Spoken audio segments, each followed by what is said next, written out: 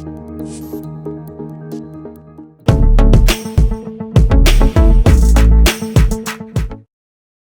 the coursework, and I think that's a really good idea that you had there, Dan. We could look into something really modern, something really interesting that you have a passion for, and if you look at things like movie titles or things like rock bands, like I've got on the board for you, we can really delve into the real meaning behind why people chose the name they did. So we're going to look at the activities today, A, B and C.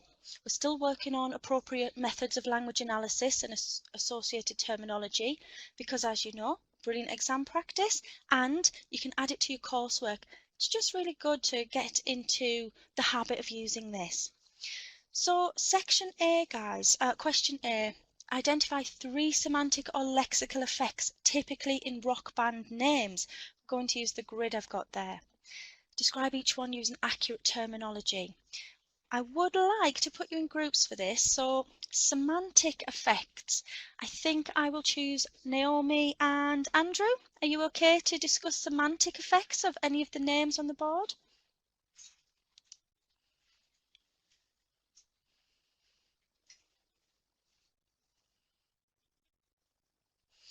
Wonderful. And lexical effects, so the word choices. What do these mean? What are the connotations? Let's look at Vicky and Hayley. Are you okay to do lexical effects, guys? And we can all learn from each other if we share these answers. And Lewis and Poppy, if you could look at phonological features here and anything typically used that has something appealing to the sound system, that would be wonderful to share. So aspects of phonology there. Okay, that leaves Mr. Walker. Dan, what I would like you to do, please, for this lesson, for this activity rather, is to look up the meaning of this one, Iron Maiden. I would like you to look up the meaning of that. We know it's a rock band, but actually, what does this mean and where does it come from? Can I give you a mini research task for that? Dan, would you mind feeding back? Thank you so much. Okay, guys, have a look. What can we do with this? We've got Iron Maiden, Def Leppard, Eagles of Death Metal, Led Zeppelin, Bullet for My Valentine, and so on. You can see them. Do any stand out for lexical, semantic, or phonological features? Please feel free to annotate the board if you want to. Use the microphone if you'd like to tell me anything. Def Leppard stands out, Poppy. Definitely. What are you thinking about that one? Bullet, guns, death, underlining these words in particular. Who's in the red there? Why have you underlined them?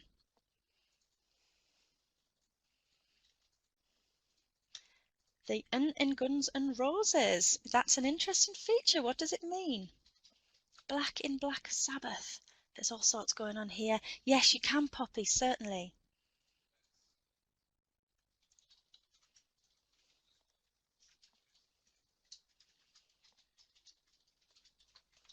Can everyone hear me? Yes, we can, Poppy. Okay, so I noticed that lead and deaf are spelt phonetically. So phonetically means that they're spelt as we said them. Well done. So instead of being spelt like deaf, D-E-A-F, it's spelt as in deaf, like we would pronounce it, and the same for lead as well. Interesting. So it's non-standard. Correct, non-standard English, well done, and it's a really important feature to spot. So has this got something to do with appealing to a particular audience? Why have they done this, Poppy? Non-conformity. Well done, excellent. Hayley, what does Poppy mean by non-conformity there?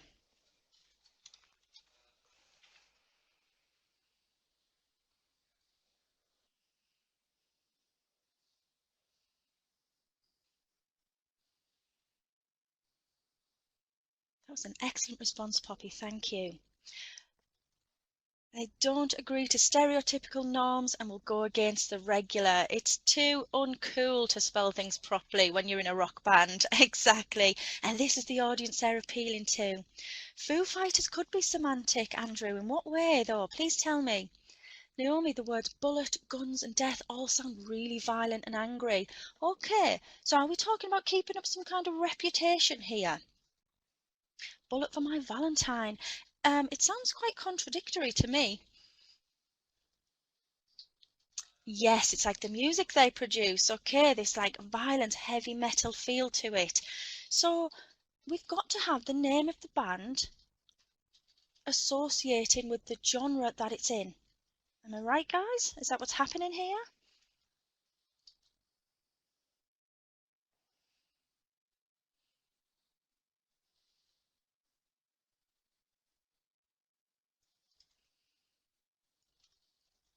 This is excellent. You've remembered so much. I'm really impressed. Thank you. Bullet for My Valentine is ambiguous. Very funny name. Yeah, very funny. Loud, angry sounding. Yes. Let's bring it back to this linguistic analysis then. Have we got any lexical features there? What's going on with the lexis? Feel free to use your microphone if you would prefer.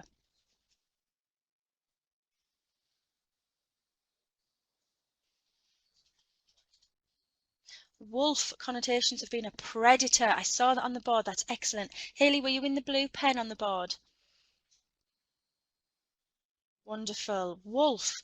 Any other predatory animals there? Leopard. Exactly. Fighting. Eagles. All of these animals are pretty scary. We're not talking about kittens, are we? And fluffy pandas. Dan, have you managed to find anything based on Iron Maiden? Feel free to use your microphone to feed back to us. So this linguistic analysis is high level, guys. You don't realise what you're doing here. It's excellent. You're looking at the key 7 frameworks within this. I haven't mentioned graphology because we're talking about the spoken language for now. Found a few things. Yes, you can. Brilliant.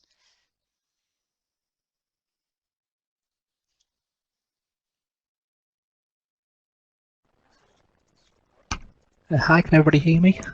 Hi, Dan. Yes, we can. All right, I actually knew what it was already, kinda, Oh, brilliant. because I've seen it in movies and stuff. But it's a bit of a medieval torture device. Yes. It looks a bit like a coffin kind of thing, but it's got nails on all sides and on the door. So the idea is you put someone in and you close it. Yep. How delightful. Yeah, It's exactly. if anyone remembers Matilda, it's a bit like the chalky. Chalky on Matilda. Thank you, Dan. You're so right. So, first of all, you might just think on the surface, Iron Maiden, okay, we don't know what that means, and we just accept it. But a medieval torture device, and this is the name they've chosen for their band, okay? That is definitely trying to say a message, isn't it? What's it trying to tell us about their band?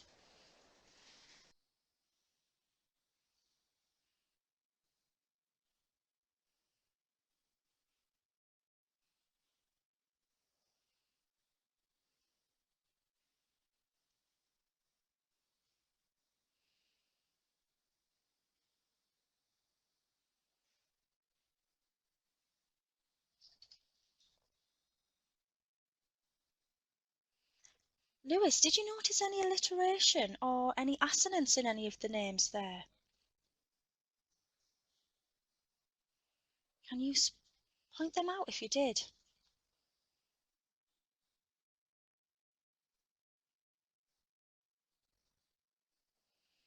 That it's loud, that it attacks your mind. I like that. Attacks your mind. This is what the connotations are. You're absolutely right. They want us to think that they're kind of tough, aggressive, masculine. Are we feeling that? Is that what they're trying to do?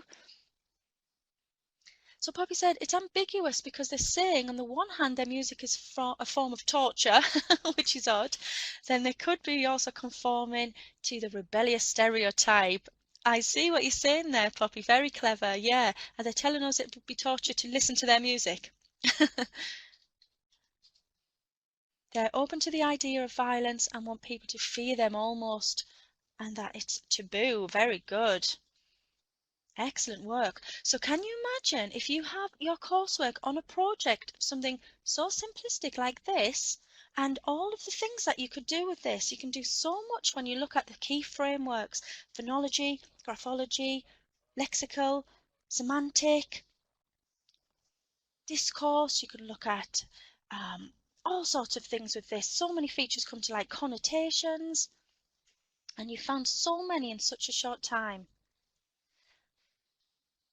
If you look at Iron Maiden's album covers, they use a lot of skeletons and weapons, so they've got imagery supporting the language. Dan, is that what you're telling me there?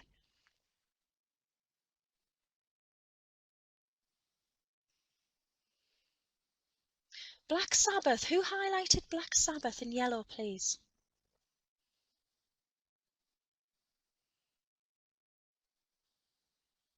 Well done. Thank you, Lewis. You were on top of it there. They do contrast each other. Thank you. It was Lewis who did that. So you're explaining there. Sabbath connotes to a religion. The Sabbath day is a religious day, but to call it Black Sabbath, that's suggesting that, well, what? You tell me, guys, what's that suggesting? Black Sabbath. It's a Sunday, yes, the holy day in some religions. Darkness, darkness on this holy day. So that's quite taboo, isn't it? It's quite risky of them to use this kind of contradictory language. And yes, it's looking at the controversial nature of religion.